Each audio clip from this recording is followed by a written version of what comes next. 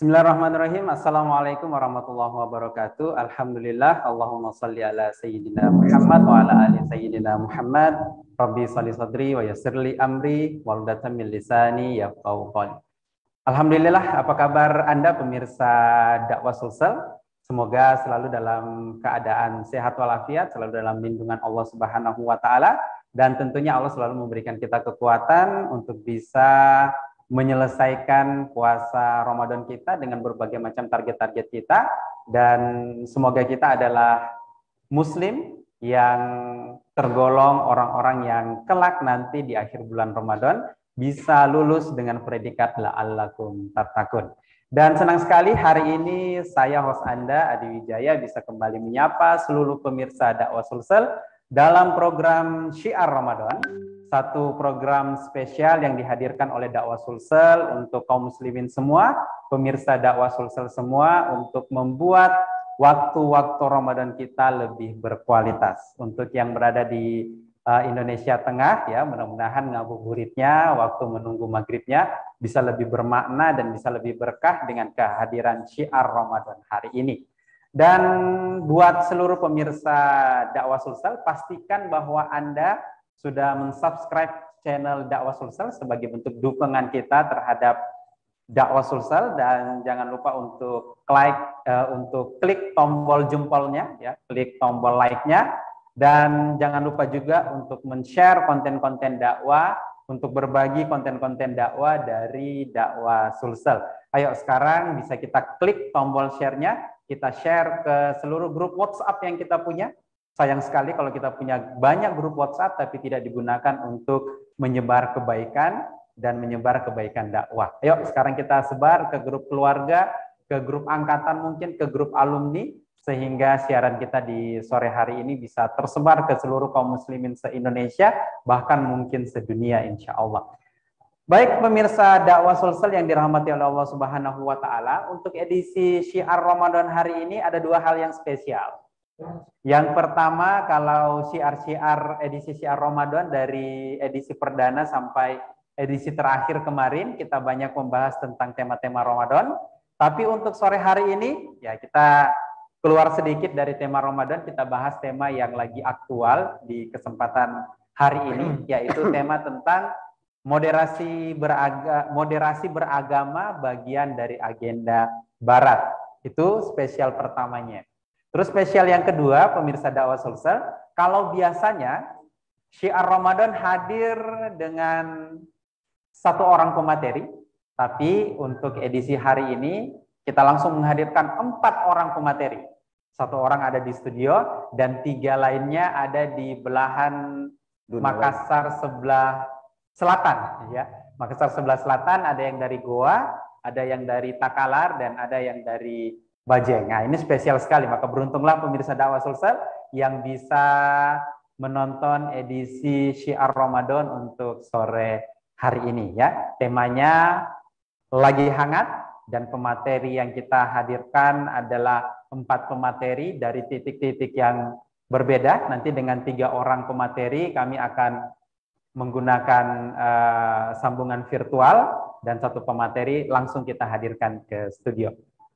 Baik, saya sapa dulu pemateri kita yang sudah hadir di studio bersama saya. Di samping saya sudah ada Ustadz Mustaqdim. Assalamualaikum warahmatullahi wabarakatuh, Ustadz. Waalaikumsalam warahmatullahi wabarakatuh. Bagaimana kabar, Ustadz?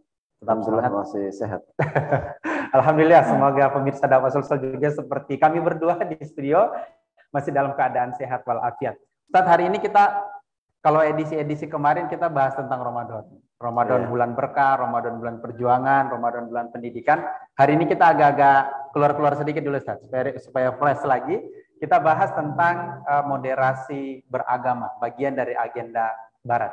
Ustadz, moderasi agama ini selalu menjadi hal yang menarik untuk kita perbincangkan, dan sampai saat ini selalu menjadi hal yang selalu dikampanyekan oleh kelompok-kelompok tertentu. Ada yang mengkampanyekannya dengan stigma positif, ya, kemudian dilawan kontra opini dari kaum muslimin yang tidak menyetujui tentang agenda moderasi beragama ini. Mungkin termasuk siaran kita hari ini, Ustaz, ya. Kita berusaha untuk mengcounter opini dari opini moderasi beragama ini. Kalau dari Ustadz Mustadin sendiri, Ustadz, moderasi beragama ini seperti racun yang dibungkus dengan madu, Ustadz. Jadi casingnya seolah-olah manis, tapi inti dalamnya itu berbahaya. Ya. Bahayanya di mana sebenarnya, Ustadz? Agenda moderasi beragama ini. Silakan. Ya, saya mulai dari perang istilah dulu ya. Ya. Di negara kita ini sejak mungkin sebelum kita merdeka, orang-orang kafir itu sudah berusaha untuk menjauhkan pemahaman kaum muslimin dari pemahaman yang benar. Ya. Orang-orang kafir sudah mencoba untuk bagaimana memaksa kaum muslimin memahami agamanya itu sesuai dengan yang mereka inginkan. Yang Barat ingin. Ya, di judul tadi sudah agenda Barat. Agenda Barat. Berarti sudah menjurus, menembus ke sana ya. Nah, pasca kemerdekaan sebenarnya sudah terjadi pertarungan juga antara Islamis dan orang-orang yang tidak suka dengan Islam. Tahun 80-an kita ingat itu orang-orang Islam yang kokoh atau yang istiqomah dengan agamanya itu disebut dengan ekstremis kanan. Ekstremis kanan. Iya. Tahu ada juga mungkin ekstremis kiri. Nah, 90-an saya lihat berubah menjadi lagi fundamentalis. Nah, 2000-an ke atas itu sudah muncul teroris kan. Kemudian muncul juga JIL, jaringan Islam liberal. Walaupun ada mengatakan jaringan iblis laknatullah. Iya. Nah, intinya adalah mereka menginginkan supaya kita ini kaum muslimin memahami agama itu berdasarkan yang diinginkan oleh Barat. Sehingga tidak muncul perlawanan dari kaum muslimin terhadap ide-ide yang mereka lemparkan ke tengah-tengah masyarakat. Nah, mereka yang mereka coba untuk merubah pemahaman kaum muslimin, yang pertama kali mereka tembak adalah memang dasarnya. Mereka mencoba untuk merecoki kaum muslimin tentang akidah sekularisme. Mereka mencoba memasarkan bagaimana ajaran Islam itu adalah ajaran yang cukup di masjid saja, tidak usah dibawa keluar untuk mengurusi apakah itu ekonomi, apakah itu politik, pemerintahan, hukum, pendidikan, pergaulan, dan lain-lain sebagainya. Nah, ternyata orang-orang Barat itu kalau kita lihat ya, polanya mereka menginginkan agar umat Islam itu tidak memahami agama sebagaimana mestinya. Ternyata mereka juga punya, ya bisa dibilang agen-agen lah di negeri kaum muslimin untuk memasarkan ide-ide mereka, untuk mengaburkan atau untuk menipu kaum muslimin. Sebagaimana dulu tahun 2000-an awal ya, itu yang sering muncul itu jaringan Islam liberal. Nah, tapi ternyata jaringan Islam liberal ini tahun-tahun 2000-an ke atas itu memang luar biasa ya pergerakan mereka. Tapi akhirnya hilang sendiri. Mereka enggak tahu ya, ada apa sebenarnya? Apakah mereka sudah bosan memasarkan ide atau sudah tidak ada bensin lagi ya, wallahu a'lam. Sehingga mereka berhenti. Karena bisa dikatakan juga ini adalah proyek Barat di dunia Islam. Yang namanya proyek kan ya mengerti lah ya. Namanya proyek. Dana proyek. Iya. Nah, yang mereka hantam adalah akidah kaum muslim. Nah, tidak tanggung-tanggung ya. Dan kita rasakan pada hari ini memang banyak kaum muslimin itu malah fobia dengan Islamnya sendiri. Itu artinya apa yang mereka lakukan sejak mungkin sebelum kemerdekaan, setelah kemerdekaan sampai hari ini, mungkin hari ini apa istilahnya berubah lagi ya. Ini kan selalu berubah-ubah ini ya. Ekstrem kanan, fundamentalis, liberal, teroris, apalagi radikal. Nah, sekarang moderasi beragama, mungkin Islam Nusantara ini selalu berubah-berubah warna, tapi isinya sama-sama racun ya. Ya, mereknya madu, tapi isinya berbahaya. Jadi sekali lagi, Yang mereka inginkan adalah kita memahami agama kita ini sesuai dengan yang diinginkan oleh para penjajah. Dan mereka punya agen yang bekerja di negeri kita. Dan kalau kita perhatikan, memang mereka berhasil menipu sebagian kaum muslim. Sehingga kaum muslimin pada hari ini itu banyak yang menganut, ya bisa dikatakan mereka sadar apa tidak ya? Mereka itu menjadi orang-orang yang sekuler. Mungkin tanpa sadar atau sengaja. Di mana ketika dilontarkan misalnya ide-ide tentang penerapan syariat Islam, kata-kata khilafah, maka yang menolak itu malah yang ramai dari kaum orang muslim sendiri. Ya, ini fenomena aneh, tapi mungkin disitulah keberhasilan mereka merontokkan sebagian akidah umat Islam di negeri kita. Dan mungkin bukan di negeri kita saja ya, mungkin negeri-negeri lain juga nasibnya sama. Jadi korban dari proyek, ya mungkin dananya nih ngeri-ngeri sedap juga ya. Saya sebentar kita lanjutkan ya. Mungkin ada yang lain bisa tambahkan. Jadi pemirsa dakwah sosial semua, tadi Ustadz Mustadin sudah menjelaskan bahwa bahaya dari opini moderasi beragama ini karena yang ditembak langsung akidahnya, Ustadz ya. Yang ditembak langsung adalah akarnya. Ibarat pohon, kalau akarnya langsung yang ditembak, akarnya langsung yang kita cabut, ya daun dan sebagainya pun akan mati, ya akan rontok. Dan menarik sekali apa yang sudah dipaparkan oleh Ustadz Mustadin tadi. Dan tidak lupa saya mengundang kepada seluruh pemirsa dakwah sosial yang ingin bertanya, silahkan tuliskan pertanyaan Anda di live chat kita, di kolom live chat kita. Insya Allah akan kita bahas dengan 4 orang pemateri kita. Untuk yang baru bergabung, hari ini kita punya 4 pemateri. Jadi rugi sekali kalau kita tidak bisa mengambil ilmu dari 4 guru kita ini. Dan salah satu cara memancing ilmu adalah dengan bertanya. Oke, jadi sekali lagi yang ingin bertanya silahkan ketik pertanyaan Anda di kolom live chat. Tadi saya sudah janji bahwa bukan cuma Ustadz Mustadin yang kita hadirkan di studio, tapi kita juga sudah terhubung secara virtual dengan pemateri kita yang ada di Takalar. Saya ke Ustadz Jurais. Assalamualaikum warahmatullahi wabarakatuh, Ustaz. Waalaikumsalam warahmatullahi wabarakatuh. Bagaimana kabar Takalar, Ustaz?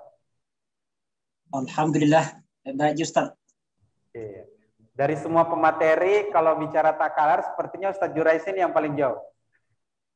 Kita punya dari Goa, kita punya dari Bajeng ya. Jadi sekedar informasi pemirsa dakwah sosial, Takalar itu sebelah selatannya Makassar. Ya, ini perlu saya informasikan karena pemirsa kita bukan cuma dari Makassar ya, tapi dari berbagai penjuru Nusantara. Jadi Takalar itu berada di sebelah selatannya Makassar, kurang lebih 30-40-an kilo dari Makassar.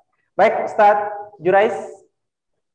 Tadi saya dengan Ustadz Mustadin sudah membahas tentang di mana sih sebenarnya bahaya dari ide moderasi beragama ini. Ternyata bahayanya adalah karena yang disasar itu adalah langsung akidah umat, langsung hal yang paling mendasar dalam diri seorang muslim, yaitu akidahnya. Dan ternyata ini adalah bagian settingan atau permainan dari agenda barat ya. Kita bisa tahu sendiri bahwa siapa yang dimaksud oleh dimaksud oleh judul kita sebagai orang barat. Nah, bagaimana pendapat Ustadz Jurais sendiri? Apakah moderasi beragama ini adalah mainan utamanya para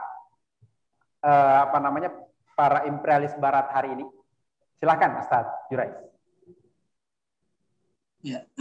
Bismillahirrahmanirrahim. Assalamualaikum warahmatullahi wabarakatuh. Alhamdulillah rabbil alamin wal aqibatu lil muttaqin wa la udwana illa 'alal zalimin. Asyhadu an la ilaha illallah wahdahu la syarika la wa asyhadu anna Muhammadan abduhu wa rasuluh. Allahumma shalli ala sayyidina Muhammad wa ala ali sayyidina Muhammad. Baik, jadi saya ingin mengatakan bahwa istilah moderasi beragama ini atau mungkin Islam moderat sebenarnya adalah istilah baru yang tidak punya dasar teologis. Kalaupun ada yang mengklaim bahwa dasarnya ada di dalam Quran surah Al-Baqarah 143 yang mungkin pakai sebentar Junidi akan menjelaskan, itu tidak relevansi sebenarnya, bahkan kontras. Maka ini tidak ditemukan dasar teologisnya dan juga secara historis.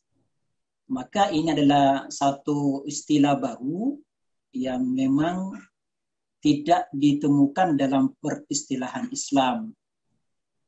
Kita mungkin bisa membuka kitab-kitab ulama muktabar. Di situ tidak ada istilah moderasi Islam, dan itu bukan gagasan dari Islam. Ini merupakan gagasan pemikir-pemikir liberal Barat, terutama yang memang terlibat aktif dalam proyek pengendalian dan riset kebijakan global. Maka moderasi Islam atau Islam moderat adalah satu istilah politik untuk melawan Islam. Dan ini saya kira tidak bisa dipisahkan dari agenda war on terrorism yang diopinikan atau digaungkan oleh negara superpower, ya, tentu adalah Amerika Serikat. Ini tentu pasca peristiwa peledakan gedung WTC tahun 2001. Dan ini saya kira satu bagian dari strategi politik luar negeri negara Barat, khususnya Amerika Serikat. Jadi sebenarnya moderasi beragama ini tentu adalah agenda Barat. Dan kalau itu agenda Barat, maka sudah pasti akan menghancurkan kehidupan umat Islam. Dan juga akan menghancurkan bagaimana ajaran Islam itu sendiri. Saya kira begitu, Ustaz. Baik, Ustaz. Kalau ini adalah agenda Barat, tanggapan Ustaz Jurai sendiri, apa sebenarnya yang Barat inginkan dari opini moderasi beragama ini, Ustaz? Target mereka sebenarnya apa? Iya, syukur Ustaz. Jadi sebenarnya siapa saja yang mencermati makna atau mungkin penggagas dan praktik moderasi Islam, maka dapat menyimpulkan bahwa ada tujuan moderasi tersebut. Yang pertama, deislamisasi. Kalau kita mungkin melihat di KBBI, Kamus Besar Bahasa Indonesia, bahwa deislamisasi itu menghilangkan harkat Islam, atau mungkin bahasa lainnya merusak ajaran Islam, khususnya ajaran yang bertentangan dengan prinsip demokrasi, sekuler, dan kepentingan Barat lainnya. Sebagai contoh misalnya, pada masa Nabi, kemudian pada masa sahabat, tabi'un, kemudian tabi'ut tabi'in, kemudian era imam-imam besar, itu kan semua sepakat tentang kewajiban menerapkan syariah secara kafah, kewajiban mengangkat khalifah atau kewajiban jihad. Tapi dengan tujuan ini deislamisasi, sebenarnya ingin mengubah ketetapan yang sudah mujma' alaih. Bahkan saya mengutip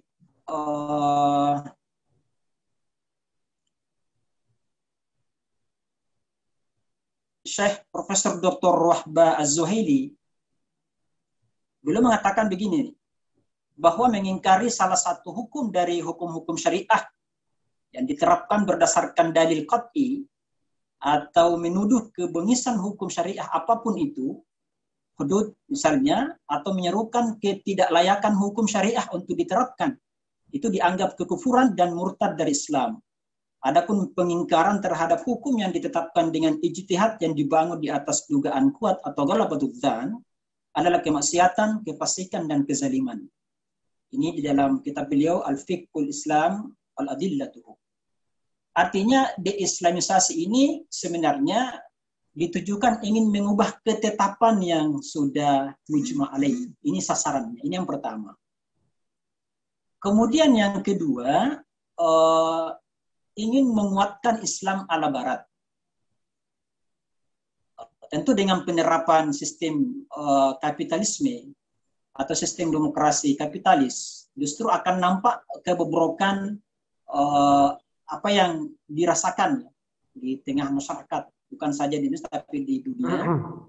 Ingin sebenarnya menguatkan Islam ala Barat bahwa bagaimana umat itu mau menerima demokrasi, sekularisme, liberalisme, dan juga mau menerima HAM.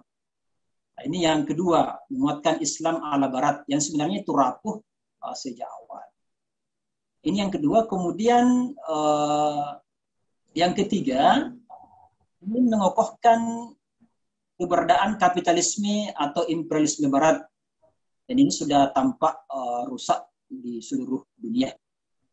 Kemudian yang keempat, tentu berupaya ingin menghalang-halangi dan juga melawan perjuangan menegakkan syariah Islam atau perjuangan untuk menegakkan khilafah. Jadi sebab itulah saya kira satu tujuan yang diinginkan ketika istilah ini dimunculkan atau istilah moderasi Islam atau Islam moderat. Saya kira itu, Ustaz. Baik, Ustaz. Terima kasih untuk pembukaan dari Ustaz Jurais tadi yang siaran dari Takala. Sekarang saya ke Ustadz Junaidi. Kalau saya bilang tadi Takalar yang paling jauh, ternyata diralat pemirsa. Yang paling jauh dari Jeneponto. Dari Takalar kita terus lagi ke Jeneponto. Kita jumpa dengan Ustadz Junaidi di sana. Assalamualaikum warahmatullahi wabarakatuh. Ustadz Junaidi. Waalaikumsalam warahmatullahi wabarakatuh. Sehat, Ustadz? Alhamdulillah, Ustadz. Sehat. Baik, Ustadz. So, kita tema diskusi di sore hari ini adalah tentang moderasi beragama. Nah, yang saya tertarik di sini, Ustadz, ada sebagian orang yang berusaha untuk membenarkan argumentasi moderasi beragama dengan mencocokkan, entah ini memang cocok atau yang anak muda sekarang bilang cocologi, Ustadz, dicocok-cocokkan. Ada yang mencocokkan antara moderasi beragama ini dengan konsep Islam wasatiyah. Islam pertengahan yang ada di dalam Al-Baqarah 143. Betul-betul menjadi ayat paling pertengahan di dalam Quran surah Al-Baqarah. Ini menjadi argumen sebagian orang bahwa ternyata Islam juga mengajari moderasi beragama. Buktinya ada Islam wasatiyah, ada Islam pertengahan. Nah, ini bagaimana Ustaz menyikapi opini ini? Silakan Ustaz Junaid. Baik, Ustaz. Bismillahirrahmanirrahim. Assalamualaikum warahmatullahi wabarakatuh. Alhamdulillah wa kafa wa salatu wassalamu ala nabiyil mustafa wa ala alihi wa sahbihi wa man da'a min da'watihi li'ila'i kalimatillahi hiyal uliya. Jadi terkait dengan mencari-cari dalil ya. Begini, Ustaz. Kalau kita berdalil dengan Al-Quran, maka sebenarnya jalan yang paling aman untuk kita saat ini adalah dengan merujuk kepada tafsir Mu'tabar yang telah dihasilkan oleh para ulama terdahulu. Jadi itu pijakan kita. Apa yang telah dihasilkan oleh para ulama terdahulu, karena bagaimanapun baik dari sisi pemahaman keagamaan khususnya Al-Quran maupun dari sisi jarak antara kita dengan Rasulullah dibanding mereka dengan Rasulullah, jelas dari sisi riwayat mereka lebih dekat pada Rasulullah SAW, sehingga bisa dipahami bahwa apa yang telah mereka hasilkan para mufassir terdahulu itu lebih tepat untuk menjadi rujukan kita di dalam memahami dan memaknai ayat atau tafsir Al-Quran. Tentu saja termasuk dalam hal ini terkait dengan surah Al-Baqarah ayat 143 yang sering dicomot begitu saja untuk kemudian dijadikan sebagai dalih sebenarnya, bukan dalil tetapi dalih untuk membenarkan paham yang mereka jajakan di tengah-tengah umat hari ini, yang sesungguhnya merupakan bagian dari upaya untuk memadamkan cahaya Allah Subhanahu wa taala yang berasal dari orang-orang kafir. Jadi sebenarnya gagasan moderasi beragama ini bukan murni dari kalangan kaum muslimin, termasuk pemerintah di negeri ini saya kira, tapi berasal dari dan sudah menjadi bagian dari agenda Barat atas dunia Islam, khususnya terhadap pihak-pihak yang dianggap berbahaya bagi Barat, dianggap sebagai pihak yang akan bisa mengancam hegemoni Barat atas dunia Islam ketika orang-orang ini atau kelompok ini berupaya untuk membangkitkan umat Islam, memberikan pemahaman Islam yang lebih mendalam dan komprehensif terhadap ajaran agamanya, yang nantinya akan menjadi kunci kebangkitan bagi umat Islam. Nah, kalau kita kembali pada penjelasan para ulama terkait dengan surah Al-Baqarah ayat 143 ya, di mana Allah Subhanahu wa taala berfirman, "A'udzubillahi minasyaitonirrajim. Fakadzalika ja'alnakum ummatan wasata litakunu syuhada 'alan nas wa yakuna rasul 'alaikum syahida." Nah, ayat ini ketika kita membaca ayat mestinya memang diambil secara utuh ya, ayat itu ya. Sekalipun latar belakang ayat ini masih berada pada rangkaian ayat-ayat yang berbicara tentang perubahan arah kiblat dari Baitul Maqdis pada menuju ke Ka'bah di Masjidil Haram. Tetapi konteks ketaatan yang diinginkan oleh oleh Allah Subhanahu wa taala dari umat Islam dan juga terkait dengan keberadaan umat lain yang mana khususnya para ahli kitab, yang mana mereka sesungguhnya telah menerima informasi itu dalam kitab suci mereka tentang akan datangnya seorang nabi dan Islam itu menjadi agama yang lurus ya, yang tidak akan terjadi penyimpangan terhadapnya. Nah, paling tidak ya, ada kalau kita kembali pada frasa ummatan wasatan, ada dua penafsiran ulama, para ahli tafsir. Yang pertama, wasatan itu artinya adlan atau udulan. Adlan atau udulan. Artinya adil. Artinya adil. Yang kedua, khiyaran. Khiyaran atau pilihan. Nah, dua makna ini sebenarnya saling melengkapi. Karena tidak mungkin seseorang itu menjadi pilihan untuk menjadi penengah kalau dia tidak adil, dan dia tidak bisa menjadi saksi sebagaimana ditegaskan dalam lanjutan ayat ini, litakunu syuhada 'alan nas wa yakuna rasul 'alaikum syahida. Dia tidak akan bisa menjadi saksi kalau syarat keadilan itu tidak terwujud. Maka kalau ayat ini dimaknai sebagaimana penjelasan para mufassir yang menghasilkan tafsir mu'tabar, itu misalnya tafsir Al-Jami' ya Ahkamil Qur'annya Imam Al-Qurtubi misalnya, atau tafsir-tafsir yang menggunakan riwayat. Taruhlah misalnya tafsir Al-Jamil Bayan fi Ta'wil Qur'annya Imam At-Tabari, ataupun tafsir Al-Qur'anil Azimnya Imam Ibnu Katsir ya. Semuanya merujuk kembali kepada makna yang dua ini. Adlan wa khiyaran atau udulan wa khiyaran. Tidak ada sama sekali makna moderat sebagaimana yang dimaksudkan oleh orang-orang yang mengopinikan Islam moderat atau memaksakan opini ide Islam moderat di tengah-tengah kaum muslimin. Jadi dari kata wasatan memang bisa dipahami dari sana kemudian istilah wasatiyah. Tapi istilah wasatiyah yang dimaksud di sini adalah pertengahan di antara dua pihak untuk menjadi saksi dan pengadil di antara berbagai pihak yang berbeda-beda pendapat. Dalam konteks ini terkait dengan kebenaran ajaran agama dan apa yang telah disampaikan oleh Rasulullah SAW kepada umat manusia ketika Rasulullah diutus, termasuk kepada ahlul kitab dalam hal ini.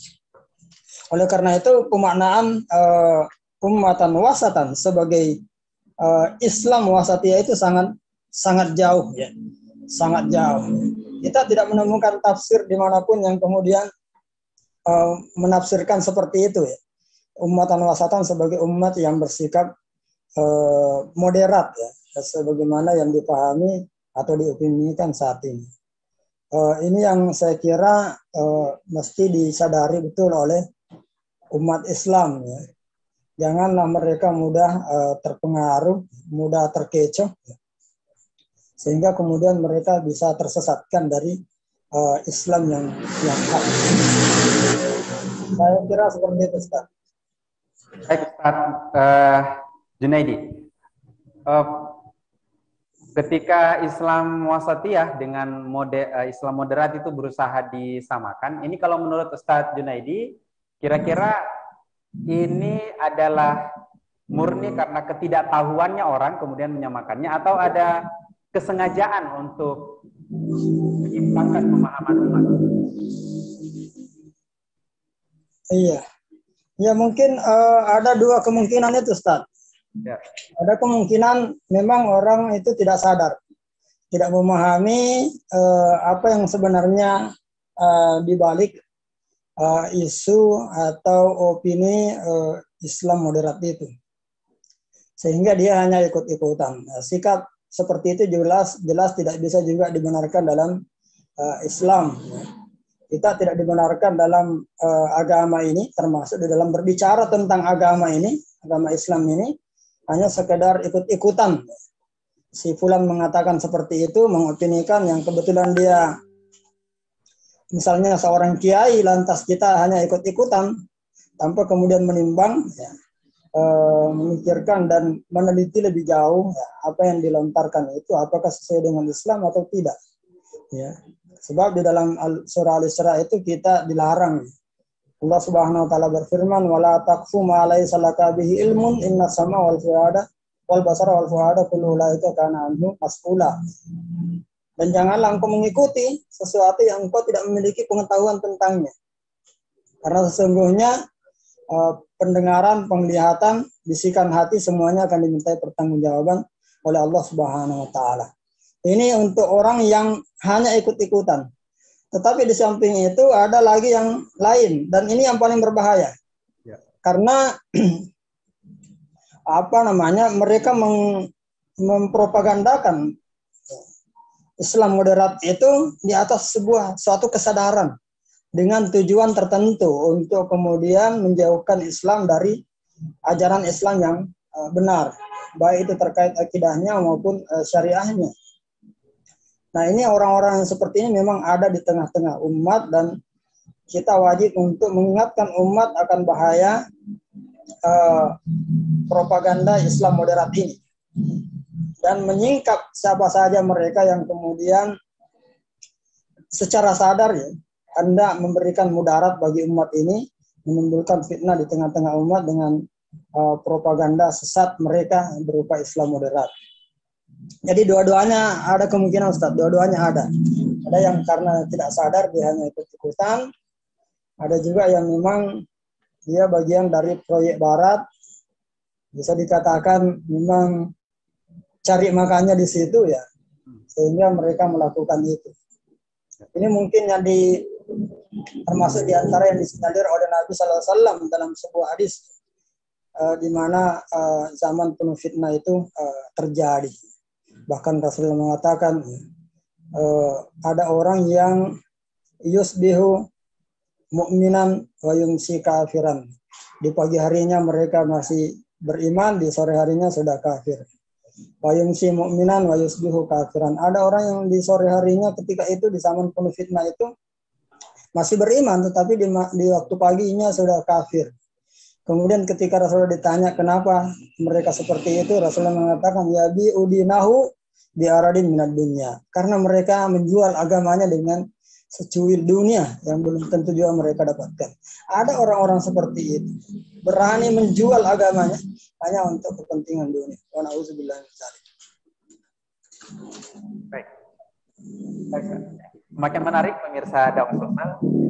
di kesempatan syiar Ramadan sore hari ini. Ternyata kalau kita bicara tentang umatan wasatan, tentang umat pertengahan, itu tidak ada hubungannya atau tidak bisa dimaknai sebagai moderat. Tadi sudah dijelaskan panjang lebar oleh Ustadz Junaidi, dan kita wajib berhati-hati karena ada dua golongan di sini. Ada yang memang mengkampanyekannya karena salah paham, dan ada yang sebenarnya mengkampanyekannya karena sudah paham sebenarnya tapi berusaha untuk menggiring pemahaman kaum muslimin untuk menjadi paham yang moderat, menjadi orang yang moderat. Baik, saya akan dari Jeneponto saya akan pindah ke Ustadz Rahmatullah. Assalamualaikum warahmatullahi wabarakatuh. Ustadz Rahmatullah. Waalaikumsalam warahmatullahi wabarakatuh. Di Goa Ustadz ya? Iya Ustadz, alhamdulillah di Goa. Oke, alhamdulillah Ustadz. Ustadz, sebagai seorang pendidik nih Ustadz, sebagai seorang guru, kampanye moderasi beragama ini kan sangat masif kalau hari ini. Tadi kalau Ustadz Mustaqdin bilang, ya ini namanya proyek, dan tentu namanya proyek ada dananya, dan dananya luar biasa, bahkan ada yang mengatakan unlimited dananya, dan memang kampanyenya luar biasa, bahkan sampai hari ini tidak kendor semangat orang-orang untuk mengkampanyekan moderasi beragama, sehingga di mana-mana yang kita dengar adalah moderasi beragama, mulai dari pejabat publik sampai menteri-menterinya dan seterusnya, itu yang digaung-gaungkan adalah moderasi beragama. Nah, yang menarik buat saya Ustadz, bagaimana tanggapan dari Ustadz Rahmatullah untuk sektor pendidikan sendiri Ustadz? Kenapa kita stressing atau kita fokus ke sektor pendidikan? Karena ini adalah salah satu yang paling dekat dan langsung bersentuhan dengan umat, sektor pendidikan ini. Takutnya Ustadz, ya hari ini kita tidak sadar, ternyata anak-anak kita yang masih belia usianya itu sudah terpapar dengan ide moderasi beragama lewat kurikulum sekolah mereka. Nah, ini saya ingin konfirmasi ke Ustadz Rahmatullah sebagai seorang sarjana pendidikan, sebagai orang yang aktif di dunia pendidikan, apakah isu moderasi beragama ini juga sudah terserap sampai ke sektor pendidikan? Silakan Ustadz Rahmatullah. Ya Ustadz, baik. Bismillahirrahmanirrahim. Assalamualaikum warahmatullahi wabarakatuh. Alhamdulillahirabbil alamin, wala haula wala quwata illa billahil aliyil azim. Wassalatu wassalam ala rasulil karim wa ala alihi wa ashabihi ajmain, amma ba'd. Baik Ustaz, berangkat dari pembahasan kita di awal tadi ya, bahwa moderasi beragama atau moderasi Islam ini adalah sebuah proyek barat ya. Dan ini tentu bukan proyek kecil. Jadi satu, bahwa ini adalah proyek barat, ini bermakna bahwa ini adalah proyek global, bukan hanya lokal di Indonesia saja. Yang kedua, bahwa ini proyek yang besar. Ya, tadi sudah digambarkan bahwa dananya pun tentu tidak main-main. Nah, maka sebagai sebuah proyek besar, maka tentu segala hal yang kemudian memungkinkan untuk digunakan, dimanfaatkan untuk memuluskan proyek ini, itu pasti akan ditempuh. Gitu. Nah, tidak terkecuali tentu adalah di bidang pendidikan. Terlebih bahwa bicara tentang moderasi beragama ini memang ranahnya adalah pemikiran. Jadi yang menjadi target utama dari proyek ini memang adalah merusak pemikiran kaum muslimin. Tadi sudah dibahas oleh pemateri sebelumnya juga, bahwa ini sebetulnya sudah terjadi jauh sebelum daripada kemerdekaan Indonesia pun ini sudah terjadi. Kenapa? Karena orang-orang kafir, orang-orang barat itu paham betul bahwa selama kaum muslimin itu masih istiqomah, masih berpegang teguh pada pemahaman Islam mereka, maka akan sulit untuk kemudian dikalahkan daripada kaum muslimin itu. Ya. Cuma kemudian dengan berjalannya waktu, yang berubah itu hanya wajahnya saja. Jadi dandanannya saja yang kemudian berbeda. Nah, saya ingin fokus di bidang pendidikan. Sebetulnya sejak tahun lalu ya, kurang lebih di akhir tahun 2021 yang lalu, melalui Menteri Pendidikan sendiri, Mendikbud Ristek, itu sudah menyatakan bahwa untuk mensukseskan atau sebagai bentuk sosialisasi daripada moderasi beragama ini, itu sampai sementara disusun ya tahun lalu itu disusun kurikulum. Jadi sampai dibuatkan itu kurikulum khusus yang kemudian akan diselipkan pada kurikulum pendidikan yang akan dipakai di lembaga pendidikan, baik itu swasta maupun umum. Gitu. Di sisi lain, Menteri Agama sendiri juga bahkan sudah mengeluarkan modul. Kurang lebih ada 4 modul. Sama di tahun lalu juga sudah disampaikan itu. Ada 4 modul khusus yang kemudian dikeluarkan oleh Kementerian Agama untuk kemudian disalurkan ke berbagai sekolah-sekolah dalam rangka untuk ikut menguatkan sosialisasi daripada moderasi beragama ini. Jadi betul-betul ini sudah masuk di jantung pendidikan kita. Karena sudah masuk di ranah kurikulum sampai ke perkataan khawatir yang besar. Karena ya betul bahwa memang lembaga pendidikan adalah lembaga yang paling pas dan paling daripada ide-ide moderasi beragama ini.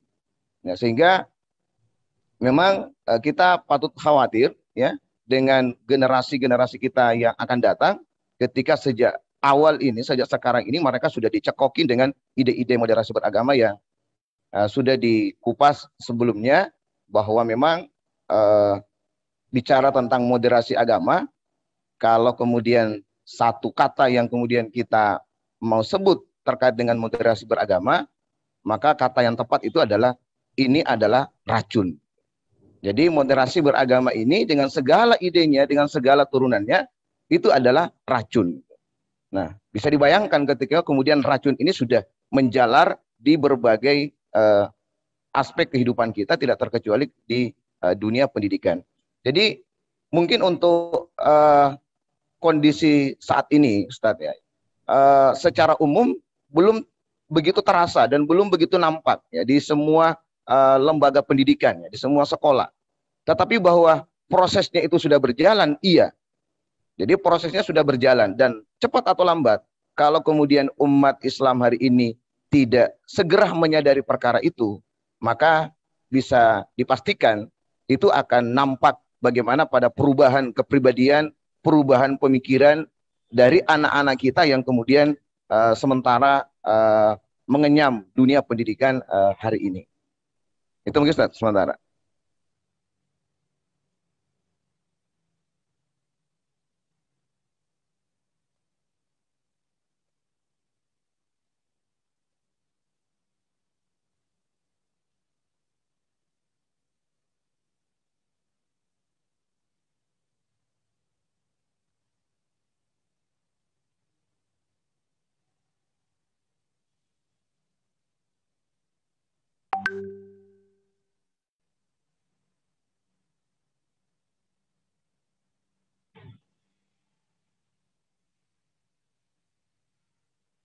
Apa Ustaz? Suaranya tidak terdengar. Di sayanya tidak terdengar suaranya. Cek.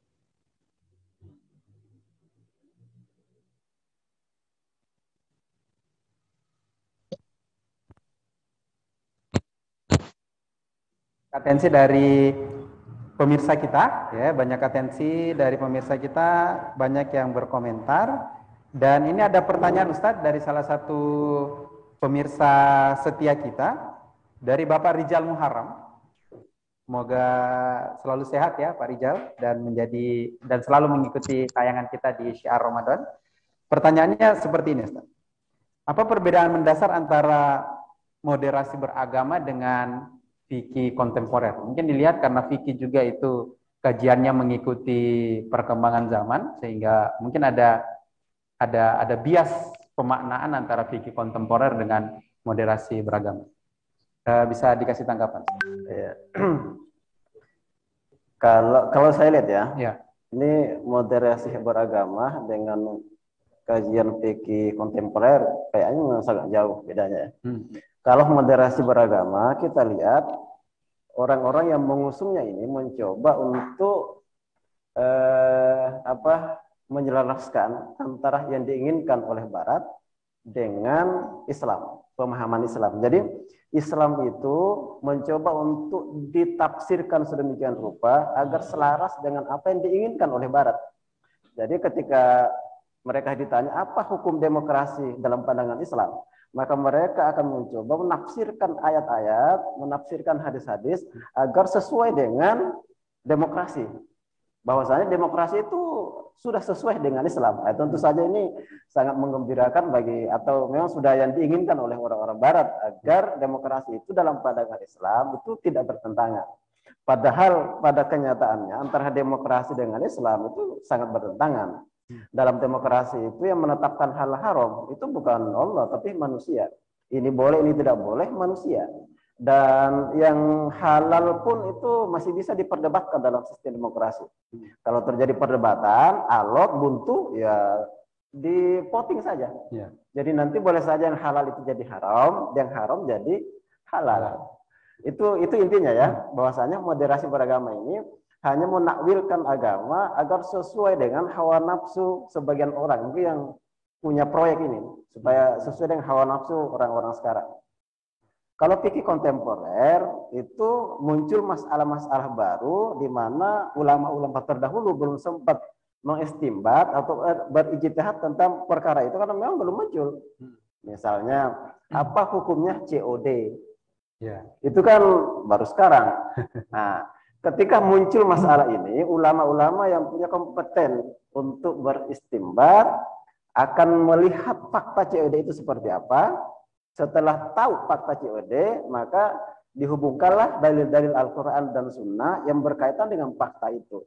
Nah, ketika sudah connect antara dalil dengan fakta, maka ulama akan mengistimbat hukum. Apakah boleh, apa tidak. Tapi sekali lagi, yang berhak untuk menggali hukum dari fakta dan mengaitkannya dengan dalil, itu para mujtahid. Seperti kita ini hanya bisa menggambarkan seperti itu. Bahwasanya ada masalah baru, apakah itu terkait dengan donor mata misalnya. Ketika orang mau meninggal, dia donorkan matanya ke anaknya, atau donorkan jantungnya kepada anaknya, atau donorkan ginjalnya ke anaknya. Itu masalah-masalah baru yang muncul, yang Imam Syafi'i belum beristimbat terhadap masalah ini, karena kan baru. Nah, ini serahkan kepada para mujtahid kontemporer untuk mengistimbat hukum, apa hukumnya COD, apakah suntik vaksin saat puasa. Iya, vaksin corona ini booster itu membatalkan puasa apa tidak. Ya. Nah, itu mas-mas kontemporer. Jadi fikih kontemporer itu adalah masalah-masalah baru yang seorang mujtahid harus tahu betul faktanya seperti apa, kemudian dikaitkan dengan dalil-dalil Al-Qur'an, baru istimbat hukumnya. Kalau moderasi beragama lain gayanya. Dia memaksakan Islam, dipaksa-paksa Islam untuk ikut yang mereka inginkan. Demokrasi itu boleh, apalagi potong tangan itu tidak usah, sudah ada penjara. Jadi ayat-ayat potong tangan itu pun ditakwil sedemikian rupa supaya sesuai dengan penjara. Nah, akhirnya moderasi beragama sebenarnya ini hanya untuk memantapkan sekularisasi di dalam kehidupan kita. Jadi semuanya tidak ada yang haram moderasi itu. Ya. Semuanya boleh. Kecuali nanti kita akan cerita tentang toleransi ya. Nanti kita lanjut di situ ya. Saya kira gambarannya seperti itu. Ya, disimpan dulu Ustaz tentang nanti kita akan membahas tentang di segmen selanjutnya kita akan bahas tentang isu toleransi ya bersama Ustaz Mustadin. Dan itu tadi Pak Rijal Muharram, dan ini mungkin mewakili pertanyaan dari pemirsa dakwah sosial yang lain tentang istilah moderasi dengan fikih kontemporer. Jadi kalau dilihat secara sepintas lalu memang mirip Ustaz ya, tapi ternyata kalau kita kaji lebih dalam lagi soal istilah ini memang menjadi hal yang sangat penting untuk kita kaji lebih dalam. Apa sebenarnya yang ada di balik peristilahan itu. Nah, tentang istilah ini, saya ke Ustadz Junaidi dulu, Ustadz. Masih terkoneksi dengan kami di studio, Ustadz Junaidi? Iya, Ustadz. Oke, Ustadz. Ini tentang peristilahan, Ustadz. Ini kalau saya nyontek-nyontek sedikit di KBBI, Ustadz, kata moderat ini itu kayaknya tafsirannya bagus Ustaz. Misalnya kayak gini Ustaz ya. Di KBBI yang versi yang saya punya, moderat itu artinya selalu menghindari perilaku atau pengungkapan yang ekstrim. Kayaknya kalimatnya bagus Ustaz. Moderat. Moderat juga adalah kecenderungan ke arah dimensi atau jalan tengah. Kayaknya konotasi moderat ini positif. Lalu salahnya di mana Ustaz ketika moderat ini disandingkan dengan istilah Islam? Iya. Baik. Terkait dengan peristilahan, yang pertama harus sebagai seorang muslim sesungguhnya kita memiliki rambu-rambu dalam Islam terkait dengan penggunaan istilah. Terkait dengan penggunaan istilah, kita tidak boleh menggunakan istilah-istilah yang kemudian memiliki muatan makna atau konotasi yang bertentangan dengan Islam. Sebagaimana dinyatakan dalam surah Al-Baqarah ayat 104. Di sana dikatakan ya ayyuhallazina amanu la taqulu ra'ina wa qulu unzurna wasma'u. Jadi ayat ini turun di latar belakangi pada peristiwa di mana sebagian sahabat itu kalau mereka mau meminta perhatian dari Nabi ketika mereka hendak berbincang-bincang dengan Nabi sallallahu alaihi wasallam, mereka meminta perhatian dari Nabi dengan menggunakan ungkapan ra'ina, wahai Rasulullah, lihatlah kami, pandanglah kami. Ya. Itu di kalangan masyarakat Arab ada adab yang dijaga ya. Ketika orang berbincang dengan orang lain itu dengan menatap wajahnya, dengan menghadap dan menatap lawan bicaranya. Itu yang diminta oleh sahabat dari Nabi. Lantas kemudian ini diplesetkan oleh orang-orang Yahudi dengan kata ru'una. Ru'una itu artinya orang goblok ya, orang yang bodoh. Jadi orang Yahudi itu menggumamkan ra'ina yang biasa diucapkan sahabat itu dengan ru'una ya, kepada Nabi. Nah, turunlah ayat ini yang melarang kemudian menggunakan kata ra'ina dan diperintahkan untuk menggunakan kata yang lain, unzurna.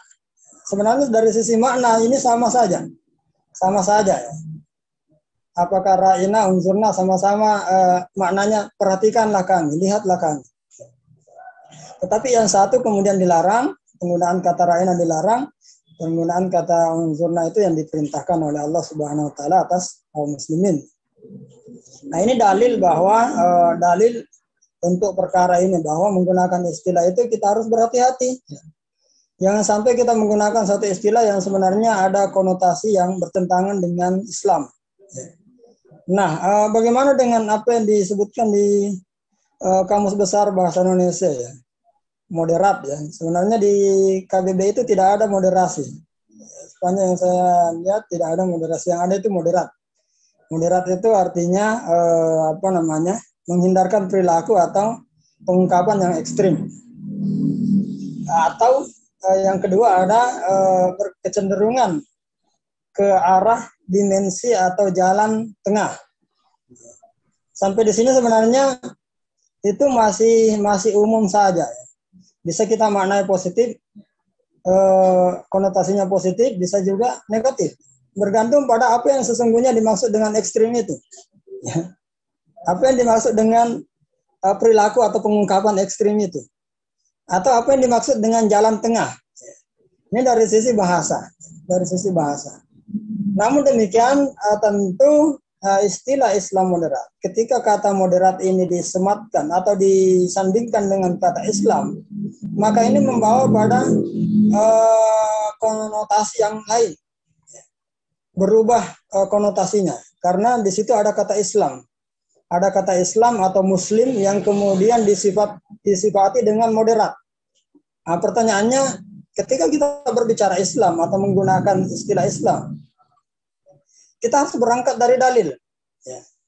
Kita harus berangkat dari dalil. Ada nggak dalil yang menyebutkan Islam atau mensifati Islam itu dengan wasatan? Yang pasti tidak ada. Yang ada itu umat. Umat wasatan ada dalam surah Al-Baqarah ayat 143 tadi. Yang tidak ada itu Islam wasatan itu tidak ada. Jadi tetap harus kita bedakan sesungguhnya dalam konteks ini tetap harus dibedakan antara Islam sebagai sebuah ajaran dengan Muslim sebagai penganut ajaran Islam. Tentu tidak tepat kalau kita menghukum Islam, memaknai Islam berdasarkan kecenderungan pemeluknya, kan tidak tepat. Memahami Islam ya harus kembali pada substansi ajaran Islamnya itu sendiri, tidak melihat pada perilaku penganutnya. Karena bisa jadi ada distorsi, ada perbedaan antara ajaran agama, ajaran Islam dengan apa yang dilakukan oleh umat Islam. Nah, sehingga kalau kita menggunakan istilah Islam moderat itu tidak tepat dan tidak memiliki landasan dalil, dan itu tidak boleh digunakan. Karena secara istilah itu tidak ada diungkapkan dalam dalil-dalil atau nas-nas, tidak ada. Kalaupun kita mau mensifati Islam itu atau umat itu bisa saja. Kalau berdasarkan dalil, kalau misalnya umat, kita bisa menggunakan umatan wasatan. Atau umat khair ummah, sebaik-baik umat. Itu ada dalilnya dalam Al-Quran. Kalau kita menggunakan istilah itu tepat dan bisa dibenarkan. Terlepas nanti pemaknaan itu perlu penjelasan lebih jauh. Nah, kemudian kalau kita mengambil istilah Islam dan mencoba untuk mensifatinya, paling tidak kita bisa menggunakan istilah Islam kafah karena memang ada dalilnya. Islam kafah. Ya ayyuhallazina amanu udkhulu fis silmi kafah. Atau Islam rahmatan lil alamin. Itu bisa. Islam disifati dengan rahmatan lil alamin karena memang juga ada dalilnya. Ya ma arsalnaka illa rahmatan lil alamin. Sementara Rasulullah itu yang diutus dalam ayat itu adalah representasi Islam. Nah, dari sini sebenarnya dari sisi istilah tidak boleh kita gunakan. Yang kedua, istilah ini kita tidak boleh berpijak hanya pada apa yang disebutkan dalam KBBI. Karena dari sisi konotasi muatan makna, istilah ini sudah berubah menjadi memiliki makna istilah, ya.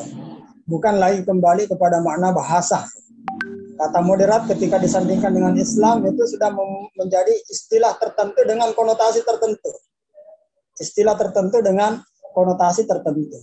Dan itu bukan datang dari orang Islam. Itu datang dari orang Barat. Jadi istilah ini digunakan oleh Barat, orang kafir untuk bagaimana supaya umat Islam itu punya sikap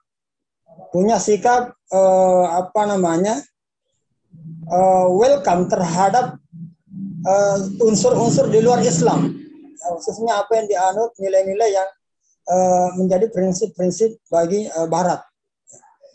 Pada titik ini sesungguhnya ini harus kita waspadai dan harus kita tolak karena sudah memiliki muatan makna dan ada tujuan-tujuan politis. Bisa kita katakan istilah Islam moderat ini adalah istilah politis dengan tujuan politis, muatan politis yang ada dalamnya.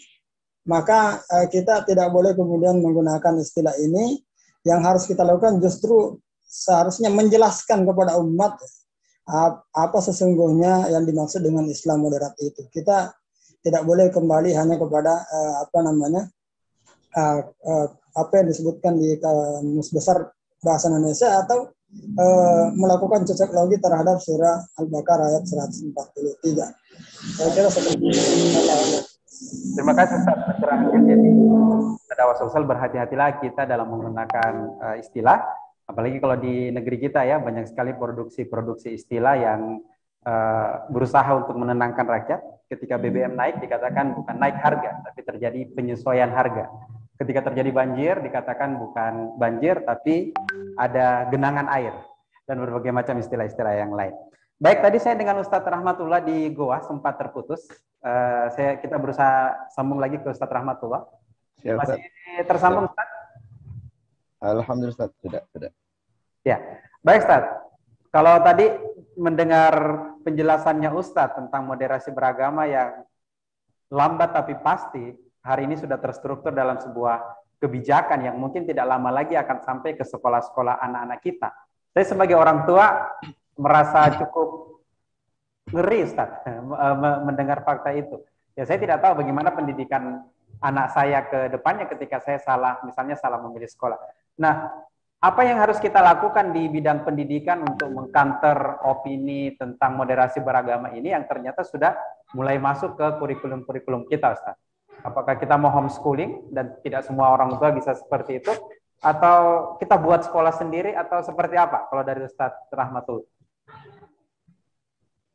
Iya, jadi memang keberadaan proyek ini ya menggunakan segala instrumen yang ada yang memungkinkan digunakan, dan tentu secara individu tentu kita punya banyak keterbatasan untuk kemudian secara seimbang ya menghadapi proyek ini. Namun bukan berarti bahwa kita tidak bisa berbuat apa-apa, ya, termasuk apa kita sebagai orang tua atau kemudian sebagai tenaga pendidik, ya, atau secara umum sebagai bagian dari kaum muslimin itu sendiri. Yang paling utama tentu dan yang pertama tentu yang perlu kita lakukan adalah menyampaikan lebih awal bahwa proyek ini sudah menjadi sebuah kebijakan. Ya. Jadi ini sudah menjadi sebuah kebijakan resmi. Ya. Yang kedua, menyadarkan umat, ya, termasuk kemudian ya siapapun Anda, lebih khusus Anda sebagai tenaga pendidik, ini menjadi tanggung jawab khusus ya yang kita miliki, harus menyampaikan apa adanya terkait dengan apa sesungguhnya moderasi beragama ini. Apa sesungguhnya daripada moderasi Islam ini. Seindah bagaimanapun dandanannya, ini harus dibuka wajah aslinya. Tadi saya mengatakan bahwa ini bukan proyek lokal. Jadi memandang moderasi beragama ini tidak boleh kemudian hanya dibatasi sebagai seolah-olah ini hanya proyek lokal. Ini adalah proyek global. Gitu. Nah, yang tidak kalah pentingnya adalah memberikan pemahaman pembanding. Gitu. Jadi di satu sisi kita buka semua kodoknya ini, apa sesungguhnya wajah asli daripada moderasi beragama itu, dan bagaimana sesungguhnya Islam itu. Jadi memberikan pemahaman pembanding.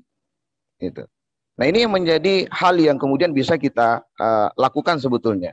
Nah dan tentu lebih daripada itu, kemudian kaum muslimin, ya siapapun kita, apapun posisi kita, ini harusnya semakin memotivasi kita, semakin menyadarkan kita untuk kemudian semakin bersungguh-sungguh, semakin maksimal di dalam berupaya untuk kemudian bagaimana umat hari ini semakin paham tentang agamanya, ya, sehingga kemudian umat punya filter awal pada diri mereka, sehingga bisa deteksi awal terkait dengan ide-ide yang itu kemudian bertentangan dengan Islam. Jadi itu yang kita bisa lakukan. Ya, sebagai orang tua, lebih khusus lagi saya ingin sampaikan kepada kita semua sebagai orang tua, banyaklah kemudian menggali apapun yang kemudian hari ini setiap saat yang kemudian didapatkan oleh anak-anak kita. Ya, lebih banyak kemudian berinteraksi dengan mereka untuk bisa lebih awal mendeteksi, oh ternyata anak kita di sekolah mereka, ya, termasuk di lingkungan mereka, mendapatkan maklumat ini, mendapatkan informasi yang baru tentang ini, mendapatkan pengetahuan yang baru tentang ini. Nah dari situ kemudian kita bisa mendeteksi lebih awal. Itu mungkin beberapa hal, Ustaz, diantaranya yang kemudian kita bisa lakukan untuk saat ini. Berarti orang tua tidak boleh apatis, Ustaz, ya, terhadap proses pendidikan anaknya. Tidak boleh menyerah ke sekolah. Betul. Jadi bukan berarti kemudian melihat wajah dunia pendidikan yang ada sekarang itu, yang kemudian kita katakan sudah menjadi bagian ya dari salah satu instrumen yang digunakan untuk proyek ini, bukan berarti kemudian kita tadi ya bersifat apatis, ya, bersifat berpasrah diri, putus asa, ya kalau gitu enggak usah sekolah anak-anak dan sebagainya. Ya, tetapi tentu kemudian ada banyak hal yang kemudian kita bisa lakukan, paling tidak untuk mengkantar lebih awal apapun yang kemudian didapatkan oleh anak-anak kita, termasuk di dunia pendidikan, yang kemudian ketika itu ternyata bertentangan dengan Islam. Ya makanya ya ini tentu juga perlu diluruskan ya, bahwa tanggung jawab pendidikan anak itu ketika anak sudah masuk di sekolah, itu bukan berarti tanggung jawab orang tua sudah teralihkan ke sekolah. Ini salah besar itu. Jadi bagaimanapun juga tanggung jawab terkait dengan membentuk pemahaman anak, membentuk pemikiran anak, membentuk kepribadian anak, itu tanggung jawab utamanya ada pada orang tua. Sekolah hanya menjadi fasilitas untuk kemudian membantu orang tua. Jadi apapun kondisinya tentu orang tua tetap menjadi penanggung jawab utama terkait dengan pemahaman seperti apa yang kemudian nantinya dimiliki oleh anak-anak kita. Baik, Ustaz. Ya. Terima kasih kepada Ustadz Rahmatullah yang telah memberikan kita pencerahan tentang bagaimana harus kita bersikap, terutama kita sebagai pendidik dan kita sebagai orang tua untuk pendidikan anak-anak kita ke depannya, yang sudah mulai tercium ada bau-bau moderasi beragama masuk ke dalam kurikulum-kurikulum mereka. Saya sekarang ke Ustadz Jurais yang ada di Takalar. Masih terkoneksi dengan kami, Ustadz? Masih, Ustadz, masih terkonek. Baik, Ustadz. Apa yang harus kita lakukan sebagai seorang Muslim untuk mengcounter atau untuk melawan opini dari moderasi beragama ini yang ternyata dampaknya itu bisa sangat merusak, terutama untuk muslim-muslim atau kaum muslimin yang berada di daerah. Kenapa saya stressingnya ke daerah, Ustadz? Karena takutnya begini, ketika moderasi beragama ini menjadi isu mainan dari isu-isu di pusat, gitu, akhirnya orang-orang di daerah itu malas tahu dengan isu tersebut. Ternyata ketika isu ini sudah besar, ya korbannya juga ujung-ujungnya orang-orang yang ada di daerah. Silakan, Ustaz. Baik, Ustaz, syukran, Ustaz. Ada slogan saya kira ini kita sudah pahami. Slogan orang Makassar, khususnya orang Goa, yaitu Ewako. Ewako Makassar, Ewako Goa, Ewako Takalar, Ewako Jeneponto, atau mungkin Ewako umat Islam. Itu artinya apa? Bahwa Ewako apa ini, Ustaz? Jangan sampai pemirsa kita yang bukan orang Makassar nggak tahu, Ustaz. Ewako itu sama dengan melawan. Wah, melawan, Ustaz ya. Harus melawan. Silakan. Jadi moderasi Islam dengan segala bentuknya harus dilawan. Kenapa harus dilawan? Karena sebenarnya pada hakikatnya ini adalah upaya untuk menghancurkan eksistensi dan kemurnian Islam. Dan upaya ingin mengubah pandangan kaum muslimin agar sesuai dengan pandangan atau arahan orang-orang kafir. Maka yang pertama, karena kita harus melawan, yang pertama harus memberikan kritik. Kritik terhadap kebijakan moderasi agama, dan itu adalah bahaya dan racun bagi umat Islam. Ini yang pertama. Harus ada jidal, wajadilhum billatihi ahsan. Saya kira banyak literasi yang kita bisa temukan bagaimana kritik umat Islam yang khair, yang tentu mengkritik tentang moderasi, bahaya moderasi beragama. Yang kedua, kita harus melakukan dakwah. Ini kan bulan Ramadan. Saya kira para dai punya jadwal tersendiri ya. Sampaikanlah itu, jangan takut. Kita harus berdakwah dan harus menyampaikan kepada umat, menyampaikan kepada masyarakat bahwa kebijakan moderasi ini itu mempunyai tujuan tersembunyi yang tentu itu sangat membahayakan Islam dan sangat membahayakan umat Islam. Kalau bukan saat ini, kapan lagi kita menyampaikan? Ini bulan Ramadan, bulan keberkahan. Saya kira pahalanya akan Allah lipat gandakan dibandingkan kalau kita berdakwah di luar bulan Ramadan. Maka dai-dai yang ada di daerah, di Goa, di Takalar, Jeneponto, sampaikanlah ini. Sampaikanlah. Ini adalah satu hak yang semestinya harus disuarakan oleh umat Islam. Yang ketiga, kita tentu terus berjuang untuk mengembalikan Islam kafah. Islam yang kemudian diterapkan di dalam seluruh lini kehidupan, diterapkan di dalam bingkai negara, tentu dengan menegakkan khilafah ala minhajin nubuwah. Jadi saya kira tiga hal ini yang saya kira satu bentuk perlawanan kita menyikapi opini moderasi beragama. Saya kira itu, Ustaz. Baik. Ya. Pemirsa Dakwah Sulsel yang dirahmati oleh Allah Subhanahu wa taala, kita ingin berlama-lama dalam diskusi ini, tapi apa boleh dikata, waktu di studio telah menunjukkan pukul 17:28. Artinya kita harus mengakhiri kebersamaan kita, dan di segmen terakhir ini saya akan minta closing statement dari masing-masing pemateri. Mudah-mudahan 1 menit cukup. Jadi kita butuh 4 menit semua dari 4 materi. Kita mulai dari mana nih? Kita mulai dari yang paling jauh dulu mungkin Ustadz ya, dari Ustadz Junaidi yang di Jeneponto. Silakan Ustadz closing statement-nya.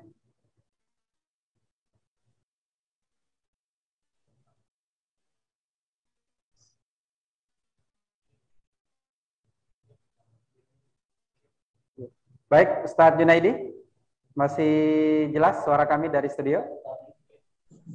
Ustadz, bisa dibuka mic-nya Ustadz?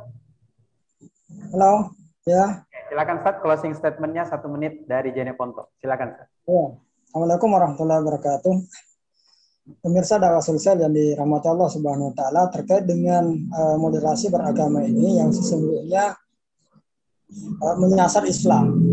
Moderasi Islam maksudnya adalah sesungguhnya adalah upaya untuk menjadikan umat Islam ini menjadi umat yang kemudian mengikuti apa yang diinginkan oleh Barat.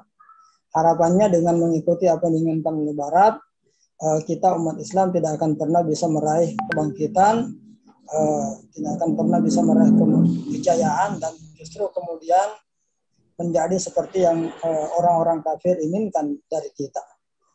Cukup saya kira peringatan Allah dalam surah An-Nisa ayat 89 itu menjadi renungan bagi kita semua dalam menyikapi moderasi beragama ini.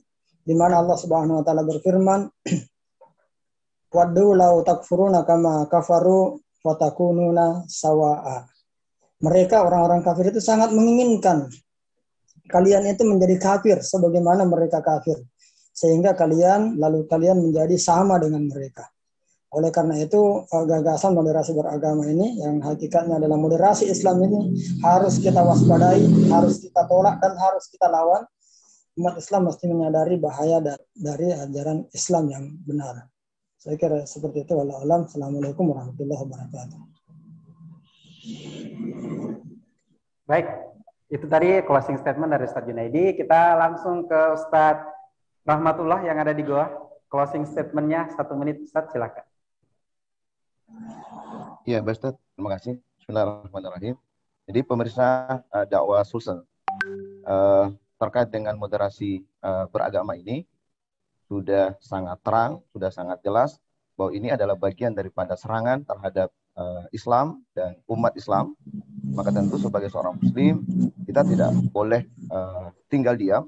Ya, tadi sudah disampaikan satu kata untuk ini adalah kita lawan. Dan yang kedua tentu bahwa sebetulnya dengan proyek moderasi beragama ini, ya, yang ingin kemudian semakin mengkampanyekan terkait dengan sekularisme itu, ini sikap yang tidak konsisten. Di satu sisi mereka ingin meminimalkan peran agama di dalam mengatur kehidupan bermasyarakat, tetapi di sisi lain justru mereka menuduh. Ya, jadi proyek ini bentuk tuduhan, bentuk kecurigaan terhadap agama, dengan menganggap bahwa agama adalah sumber masalah, sumber persoalan. Jadi satu sisi mereka ingin memisahkan agama dengan konteks pengaturan kehidupan bermasyarakat, tetapi di sisi lain justru dengan munculnya berbagai macam persoalan, justru mereka menuduh bahwa agama adalah sumber persoalan. Jadi ini adalah sikap yang konsisten, dan sebetulnya dengan gagasan ini adalah sikap kalah. Sudah menjadi sikap kalah dari penggagas itu sendiri. Maka semoga kita semua sebagai kaum muslimin semakin termotivasi untuk terus berjuang bagaimana kemudian Islam kafah ini, Islam secara menyeluruh, itu bisa diamalkan dalam kehidupan kita. Syukur, Ustaz. Baik, terima kasih kepada Ustaz Rahmatullah atas closing statement-nya, dan langsung kita ke Takala. Ustaz Jurais, silakan Ustaz.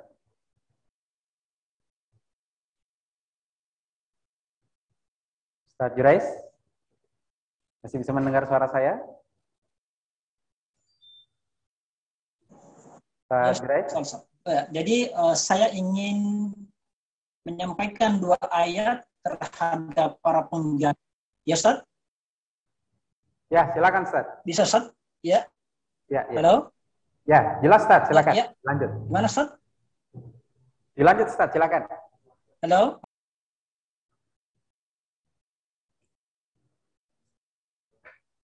Sepertinya kita ada koneksi yang terhambat dari Takalar ya, mohon maaf yang dari Takalar. Kita tidak bisa mendengar closing statement yang sempurna dari Ustadz Jurais.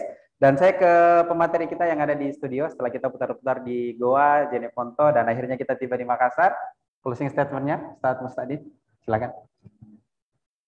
Terakhir kami menyampaikan semoga para ulama-ulama yang lurus tetap senantiasa menyampaikan pemahaman Islam yang lurus, Islam yang kafah, sehingga pemahaman-pemahaman yang lurus ini terinstal di benak kaum muslim.